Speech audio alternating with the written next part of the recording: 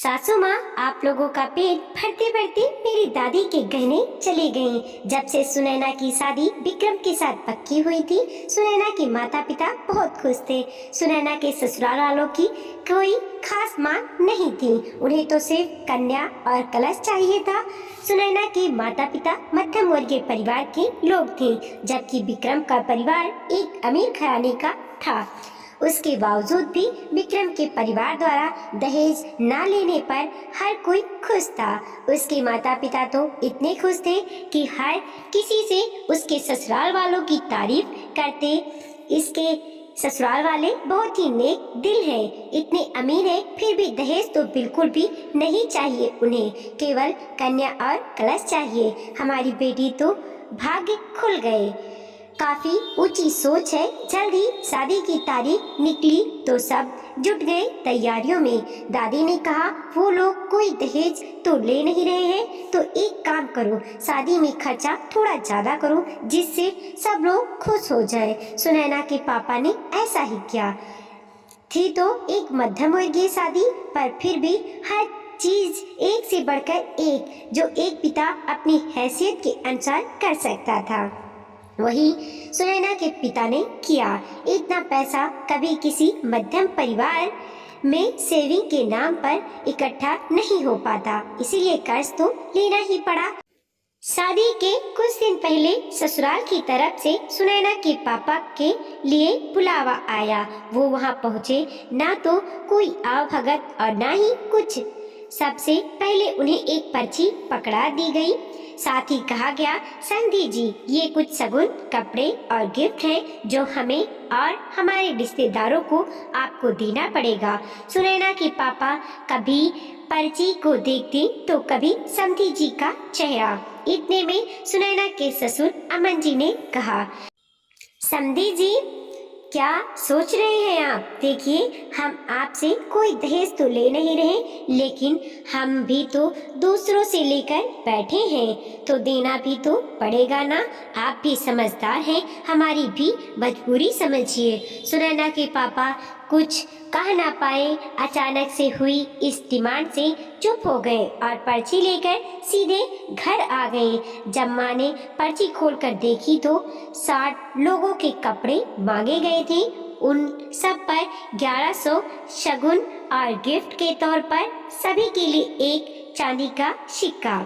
इसके अलावा सास ससुर के कपड़े, शगुन और गिफ्ट अलग।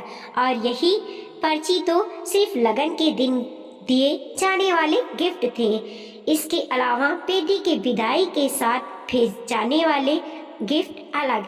एक बार तो माँ भी सकते में आ गई थी, लेकिन ये तो रिवाज का है, अभी दहेज देते तो भी इतना खर्चा करना ही पड़ता ना। यह कहकर दादी ने माँ को चुप करवा दिया। लेकिन मांग के ही तो ले रहे हैं वो लोग, क्या हम लोग अपने तरफ से कुछ गिफ्ट न देते? बाद में बच्ची को परेशान किया तो माँ ने अपने मन के वहम को दादी के सामने कह दिया। अरे कुछ नहीं होगा, मेरा दिल कहता है सुनैना खुश रहेगी, लेकिन इतना कुछ कैसे हो पाएगा?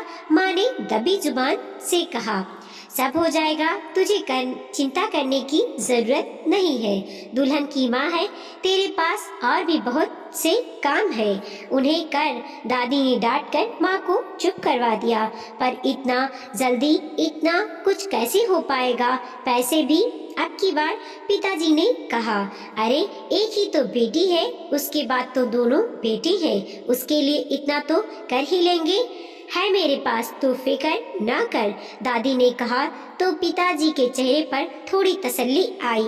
पर दादी के झुर्रीदार चेहरे की सिकन बहुत कुछ बयां कर रही थी। दादी सुनैना को बहुत प्यार करती थी। अपनी माँ से ज्यादा सुनैना अपनी दादी के साथ ही रहती थी। दादी थी भी बड़ी दमदार औरत, पैरों में मोटी मोटी चांदी की पायल और कानों में सोने के झुमके।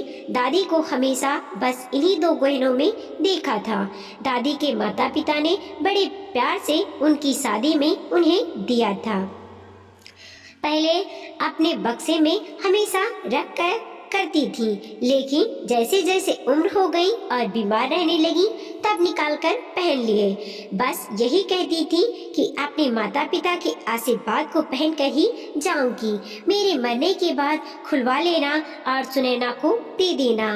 पर शादी के एक सप्ताह पहले वह दोनों चीजें गायब हो चुकी थी। सुनैना ने पूछा, दादी आपके झुमके और पायल कहाँ है? अरे मेरी पोती की शादी में अभी भी क्या पुराने गहने पहन कर रखती? अरे मैं तो अपनी पोती की शादी में नए गहने पहनूंगी। दादी की बात पर सुनैना मुस्कुराकर चुप रह गई, पर माँ की तरफ देखते ही उनका चेहरा बहुत कुछ बयां कर गया।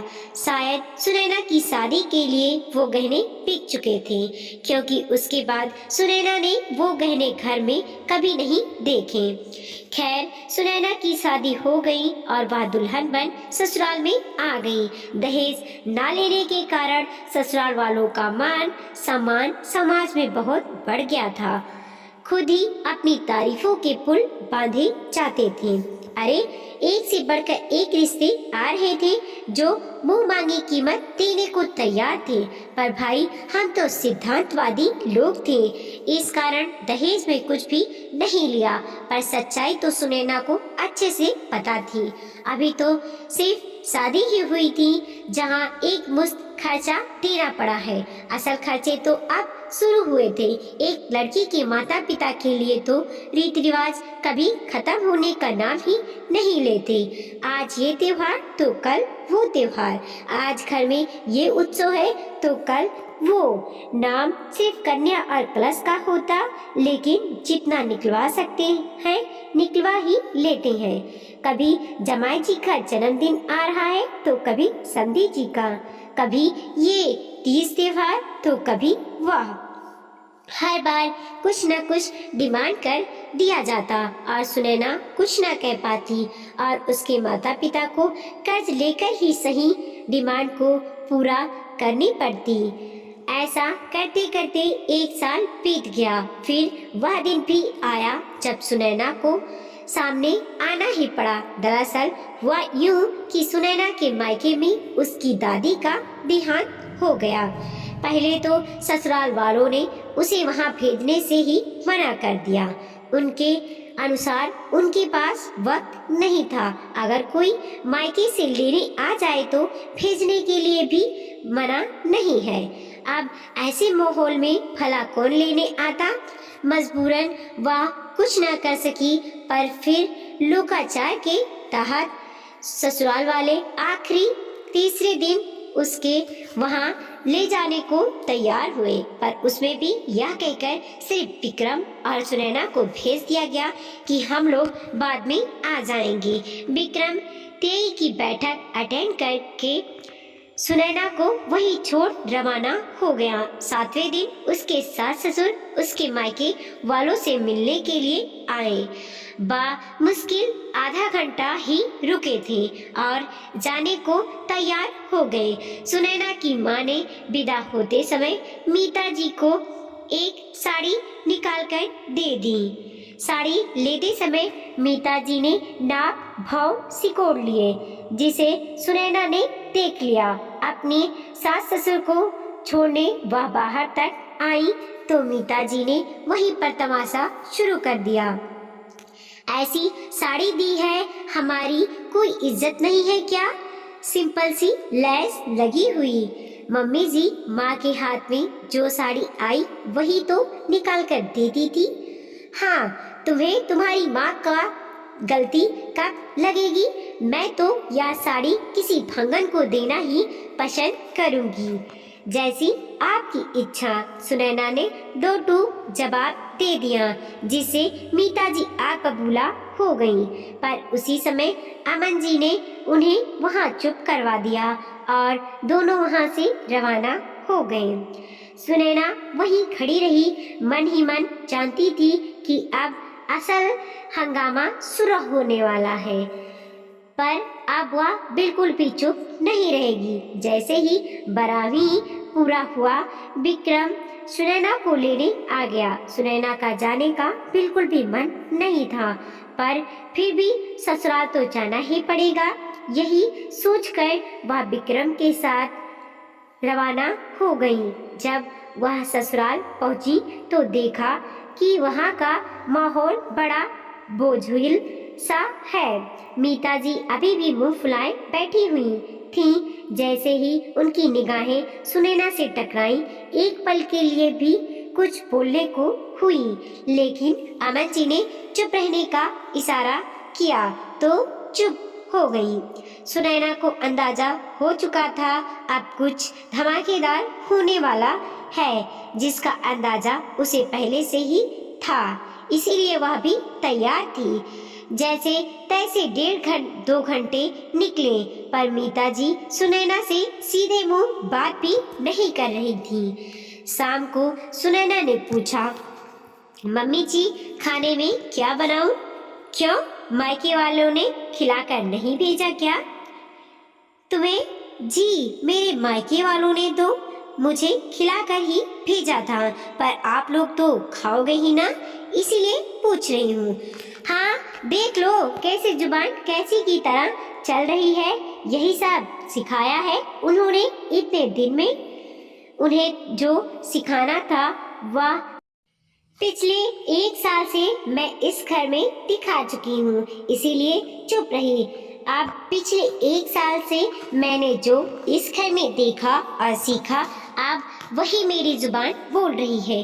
लो सुन लो, हमारी बिल्ली हमें से म्याऊं हमारे घर का खाती है और हमें ही 10 बातें सुनाती है।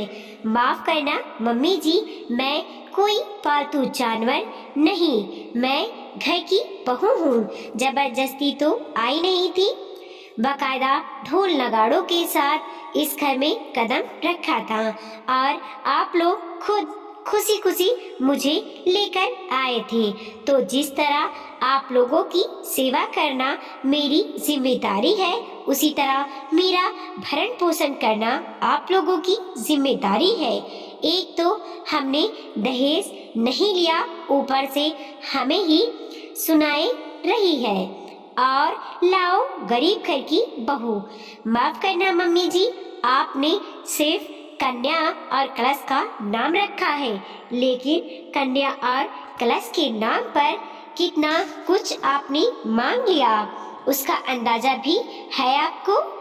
आप लोगों का पेट भरते भरते मेरी दादी के गहने बिक गए। मेरे पापा आज तक कर्जा चुका रहे हैं, अब बस, अब और नहीं। ऐसा बोलकर सुनैना अंदर रसोई में चली गई। पर अब सुनैना कोई भी बात होती मुंह पर डंके की चोट पर बोलती है, इसीलिए अमन जी और मीता जी अब सुनैना से ज्यादा कुछ कह नहीं पाते और ना ही उसके सामने अब ज्यादा कुछ बोलने के लिए हिम्मत होती। हाँ, ये बात अलग बात है कि अब उसे बेशरम, नकचड़ी, खराब बहू, हर तरह का नाम दे दिया गया, पर अब सुनैना इन सब नामों के साथ भी खुश थी। दोस्तों, मुझे ऐसे अमीर लोगों से नफरत है जो बात बात पर गरीब को अपनी अमीरी का रौब जताते हैं और उन्हें नीचा दिखाने की कोशिश करते हैं। वीडियो को लाइक कीजिए, कमेंट कीजिए और अपने दोस्तों के साथ जरूर शेयर कीजिए। चैनल पे नए हैं प्लीज़ सब्सक्राइब कीजिए और देखते रहिए मोटिवेशनल स्टोरी। मिलते हैं और एक नई प्रेरणादायक कहानी के साथ।